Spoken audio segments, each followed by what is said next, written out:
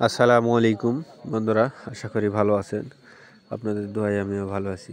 আজকে আরও একটি নতুন ভিডিও নিয়ে চলে আসছি। আপনারা দেখতে পাচ্ছেন গরুটির রক্ত আমাশা বা কক্সিওডিসিস। এটা বিভিন্ন কারণে হতে পারে, খাদ্যের কারণে হতে পারে, অথবা পাতলা পায়খানা দীর্ঘ সময় ধরে হলে সে কারণে হতে পারে। মূলত এটি একটি প্রোটোজোয়া জনিত রোগ। তা আমি গরুর প্রথমেই টেম্পারেচার মেপে নিয়েছি। টেম্পারেচার মেপে নেওয়ার পর আমি চিকিৎসা দেব।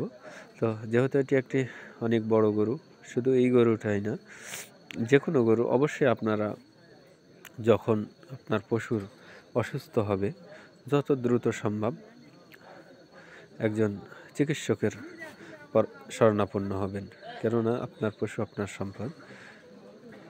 আপনার অবহেলার কারণে একটা পশুর জীবনে চলে যেতে পারে। তাই আমি প্রথমেই অ্যান্টিহিস্টামিন জাতীয় ইঞ্জেকশন অ্যাস্টাভেট দিয়ে দিচ্ছি। টেম্পারেচার 100.1 আছে, তারপরও আমি অ্যান্টিহিস্টামিন দিয়ে দিচ্ছি, না দিলেও চলে যেহেতু পাতলা পায়খানা। এরপরে ট্যাসিডভেট ইঞ্জেকশন, সব ইঞ্জেকশনই মাংসে পুশ করব।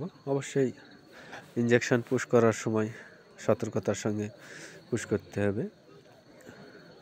যে কোনো সময় হাড্ডিতে অথবা মাসেলের উপর পড়লে অথবা শিরায় যদি পড়ে তাহলে রক্ত বের হতে পারে।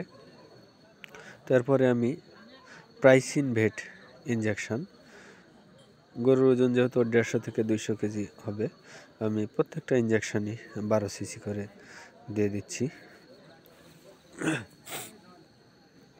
এছাড়াও মুখে খাওয়ানোর জন্য আমি অ্যাম্পল ইপি একসঙ্গে 3টা করে প্যাকেট এবং রুসিফিট পাউডার পেটে গ্যাস এবং যদি অন্য কোনো সমস্যা থাকে সমাধানের জন্য।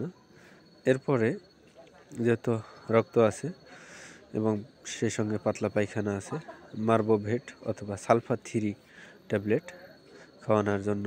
আমার ভিডিওগুলো যদি ভালো লাগে তাহলে আপনারা লাইক, কমেন্ট এবং শেয়ার করবেন।